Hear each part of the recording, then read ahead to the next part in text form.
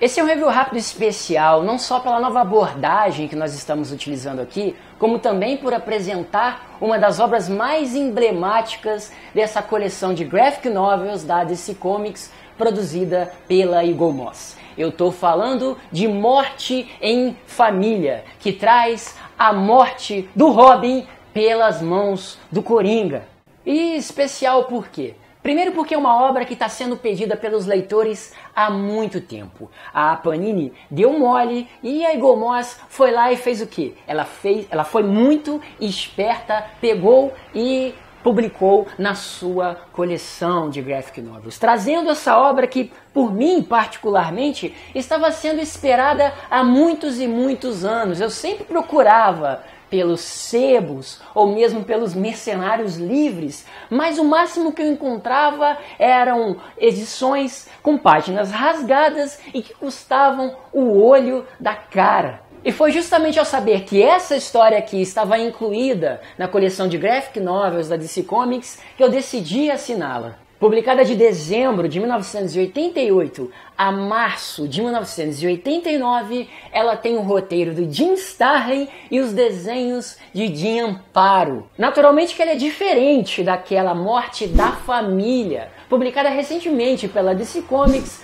com roteiros de Scott Snyder. Snyder, em A Morte da Família, simplesmente se aproveitou da fama dessa obra aqui para construir A Morte da Família, fazendo até uma certa ligação com essa obra aqui, usando até mesmo o nome, mas isso foi muito mais um apelo comercial do que uma referência direta a essa obra aqui. Essa obra aborda basicamente a jornada de Jason Todd atrás de informações da sua família e da sua mãe biológica, onde ele descobre que a sua mãe biológica está viva e vivendo no Oriente Médio. Ele vai até o Oriente Médio em busca de 3 mulheres que aparentemente pode ser uma delas a sua mãe. Ele acaba descobrindo a localização dessas mulheres até chegar à Etiópia, onde acaba caindo numa armadilha do Coringa. Tudo bem que essa história apresenta coincidências muito forçadas, clichês que poderiam ser evitados, mas essas coisas não tiram o brilho dessa obra que é canônica. Jason Todd foi criado em 1983 para ser o substituto de Dick Grayson, que foi o primeiro menino prodígio, mas que àquela altura do campeonato ele estava em busca, trilhando a carreira solo em outra cidade para trilhar a sua jornada, a sua carreira como asa noturna. Mas, na contramão do que os produtores planejavam, Jason Todd não caiu no gosto popular.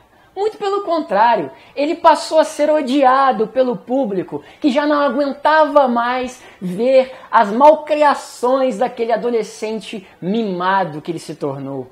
Ou seja, a galera já não aguentava mais a presença daquele Robin. Na verdade, a galera já não aguentava mais o Jason Todd. Então a DC teve uma ideia genial. Ela deixou nas mãos do público, era o público que iria definir o futuro daquele Robin. Então ela abriu uma pesquisa popular, onde a galera por telefone votaria num número para que aquele Robin permanecesse vivo ou em outro número para que aquele Robin morresse. Sim, tivesse um fim. E o resultado disso foi surpreendente. A grande maioria dos votos pediu para que aquele Robin, Jason Todd, morresse. E assim aconteceu. O Robin morreu. Um fim com um pé de cabra. Sim, Coringa acabando com o Robin com um pé de cabra. Imagine isso numa história em quadrinhos, que até então, até a década de 70, era feita para crianças. Isso mostra a diferença da Era de Bronze, o quanto que os anos 80 mudaram o rumo dessas histórias. Isso marcou o cânone do universo do Batman e consolidou o Coringa como o maior arqui-inimigo do morcego. E essa história ela não se resume à morte do Robin.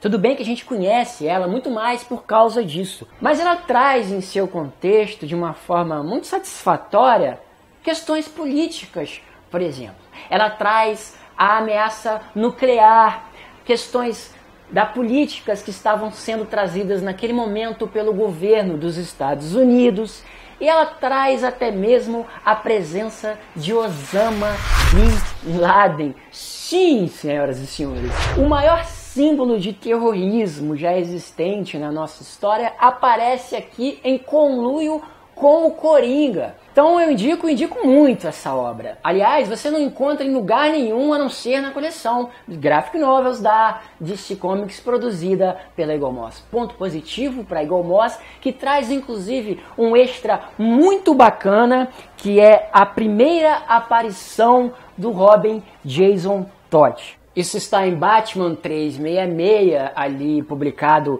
em 1983, e aqui nós temos a primeira aparição do Robin Jason Todd, esse menino chato que foi escorraçado pelo público, que surgiu para substituir um grande Robin, mas que nunca conseguiu se consolidar como um verdadeiro parceiro do Homem Morcego. Nós percebemos aqui, através da origem do Jason Todd, que ele foi abrigado, abraçado pelo Batman, não só por ter perdido os pais, mas como também, veja só, por ter sido pego assaltando as rodas do Batmóvel. Isso aí, isso mesmo. Foi assim que o Robin, que o Jason Todd, que o Batman conheceu o Jason Todd. Pô, não tem mais tempo para falar dessa história? É uma história canônica, pô. Eu tenho que ter mais tempo para falar disso aqui. Tudo bem, é um review rápido. A gente tem que ser rápido. Então, fica para a próxima, né? Nós vamos ter uma análise HQ especial dessa obra aqui. Bom, e eu quero mostrar para vocês a lombada, como eu costumo dizer, como a galera costuma pedir aí. Bom, galera, aqui nós temos a formação dessa lombada que traz o desenho de Alex Ross. Com essa edição de A Morte em Família, nós já estamos quase fechando aqui, formando o desenho do Aquaman. Estou mostrando através desses reviews rápidos, gradativamente, a formação dessa lombada. Eu quero agradecer a vocês por estarem aqui conosco, pedir para que vocês deem um like para dar uma força para esse canal e para que vocês sejam sempre bem-vindos ao nosso Conexão Cidadão.